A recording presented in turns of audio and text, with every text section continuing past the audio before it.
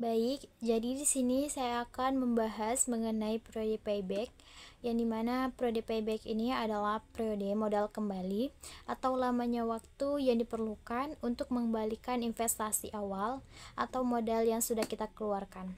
Nah, maksudnya apa? Bahwasannya periode payback ini dia mengacu pada durasi waktu yang sudah dibutuhkan atau untuk mengembalikan jumlah uang yang telah kita investasikan atau kita keluarkan pada modal awal. Nah, dalam konteks ini, modal ini merujuk pada uang yang kita investasikan dalam suatu proyek atau usaha. Nah, dengan kembalinya, berarti bahwa investasi tersebut itu akan tertutupi atau akan terbayarkan kembali melalui aliran kas yang kita terima dari proyek tersebut.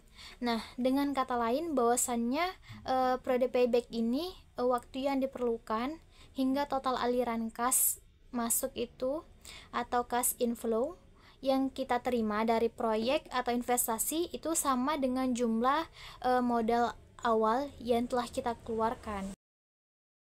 Nah, jadi di sini saya ada satu contoh mengenai periode payback, yang dimana contohnya adalah hitunglah periode payback dari sebuah proyek dengan investasi awalnya itu sebesar 100 juta. Nah, jika setiap tahun berikutnya itu kita dapat memberikan arus kas bersih 11 juta. Nah, gimana sih cara penyelesaiannya? Nah, jadi cara penyelesaiannya itu periode payback kita bagikan nilai investasi awalnya itu kita bagikan dengan arus kas bersihnya. Jadi 100 juta dibagi 11 juta per tahun, maka kita dapatkan hasilnya itu 0,9 tahun. Nah, jadi untuk periode di atas itu kita dapat mengembalikan modal awalnya itu dalam waktu kurang lebih 9 tahun 1 bulan. Di sini saya akan membahas materi tentang periode diskon payback. Periode diskon payback adalah lamanya waktu yang diperlukan agar present value dari arus kas bersih proyek dapat mengembalikan investasi awalnya. Periode diskon payback ini tidak seperti periode payback. Untuk menghitung periode diskon payback ini, kita perlu memerlukan tingkat diskonto tertentu. Jika periode diskon payback itu lebih cepat atau sama dengan batas periode diskon payback yang diterapkan, maka proyek itu diterima. Begitu juga dengan sebaliknya, proyek itu akan ditolak jika diskon paybacknya itu lebih lama atau batasnya itu dia tidak diterapkan. Secara logika, periode diskon payback akan selalu lebih lama daripada periode payback. Nah, di sini ada ilustrasi sebuah proyek dengan investasi awal 500 juta dan arus kas bersih tahunan 100 juta selama 10 tahun akan mempunyai periode payback selama 5 tahun, yaitu 500 juta per 100 juta.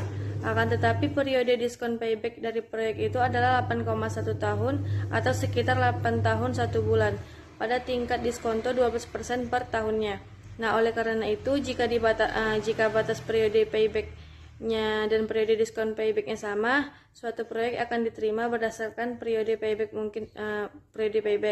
mungkin saja menjadi ditolak dengan kriteria periode diskon payback-nya. Namun, semua proyek yang diterima berdasarkan kriteria periode diskon payback akan langsung diterima dengan kriteria periodic payback.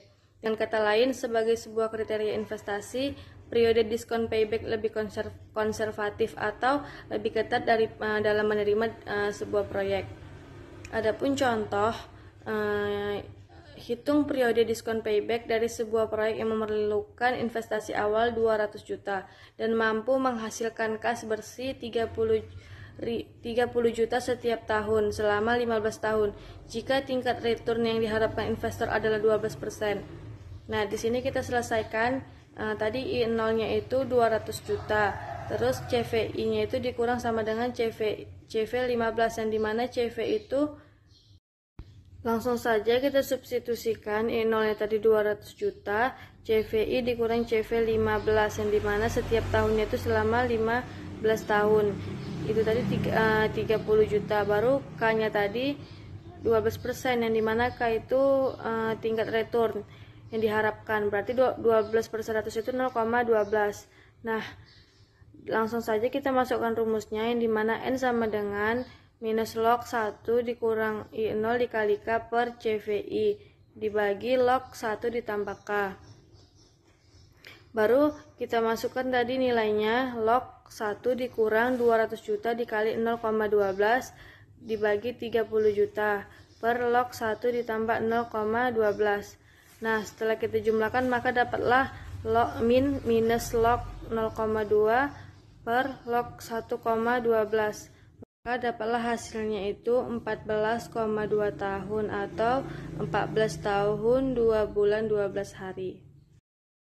Indeks profitabilitas. Indeks profitabilitas merupakan alat analisis yang digunakan untuk menilai kelayakan suatu proyek atau investasi berdasarkan perbandingan antara nilai sekarang dari arus kas yang diharapkan dengan investasi awal. Indeks ini membantu para pengambil keputusan untuk menentukan apakah suatu proyek memberikan nilai tambah atau tidak.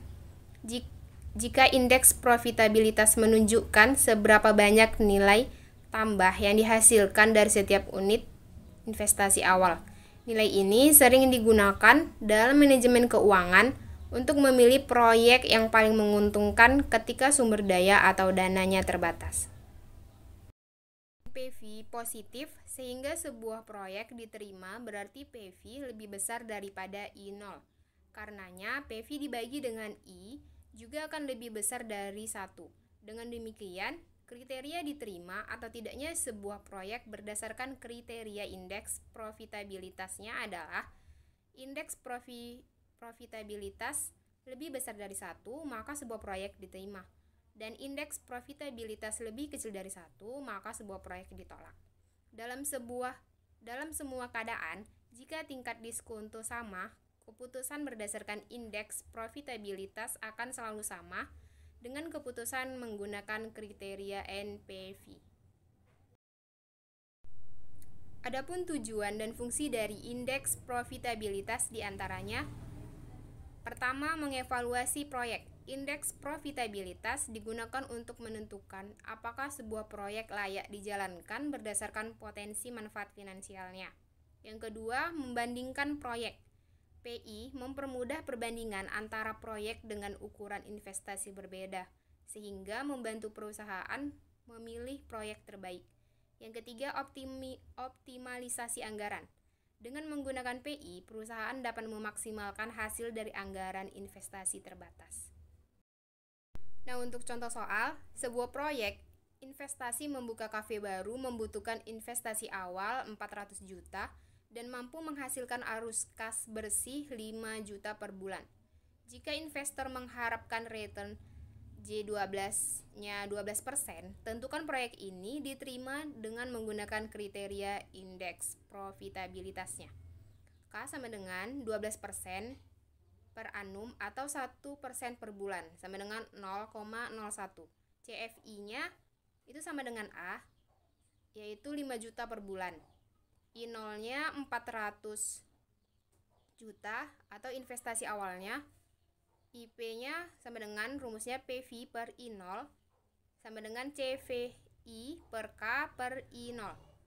Maka kita masukkan ke dalam angkanya 5 juta per 0,01 dibagi dengan 400 juta menghasilkan 500 dibagi dengan 400.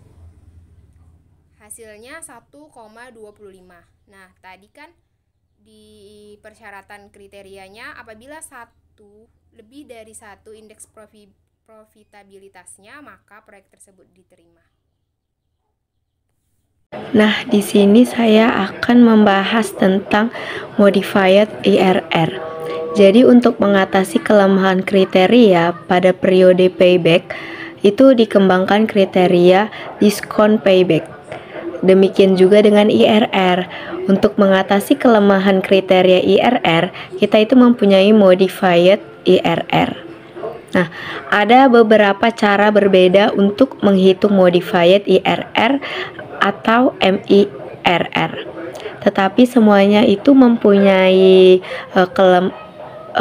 kesamaan, yaitu membuat arus kas yang tidak konvensional menjadi berpola konvensional, yaitu ada investasi awal di muka dan arus kas positif di periode akhirnya. Nah, ini pun ada sebagai ilustrasi. Kita misalkan sebuah proyek mempunyai arus kas sebagai berikut nih. Ini ada tahun ke-0, tahun 1, dan tahun kedua. Jadi di tahun ke-0 itu arus kasnya senilai 60 juta. Di tahun ke-1 itu senilai 155 juta. Dan yang di tahun kedua itu ada 100 juta. Nah, permasalahan dengan proyek di atas yang sudah saya sebutkan tadi itu adalah arus kas yang tidak berpola konvensional. Jadi akibatnya kita mempunyai 2 IRR, yaitu 25% dan 33,33%. Jadi untuk mengatasi terjadinya multiple IRR ini, kita menghitung MIRR. Ada beberapa metode yang dapat digunakan, yaitu metode diskonto, metode reinvestasi, dan metode gabungan. Nah, saya akan menjelaskan salah satu metode dari modified IRR ini, yaitu metode diskonto. Jadi dengan metode ini kita mendiskontokan semua arus kas negatif ke periode awal, sehingga tidak ada lagi arus kas negatif di periode yang akan mendatang. Jika return yang diharapkan adalah 15%, maka arus kas yang sudah saya sebutkan di slide sebelumnya itu menjadi nih di tahun 0. Nah, itu arus kasnya itu negatif 60 juta ditambah negatif 100 juta dibagi 1,15 dipangkatkan. Lalu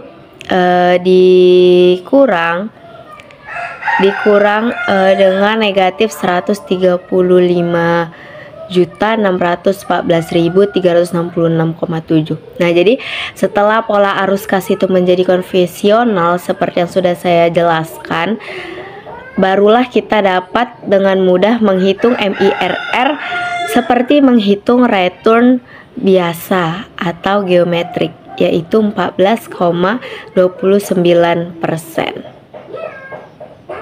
Return yang diinginkan investor dan semakin pendek batas periode payback yang disyaratkan.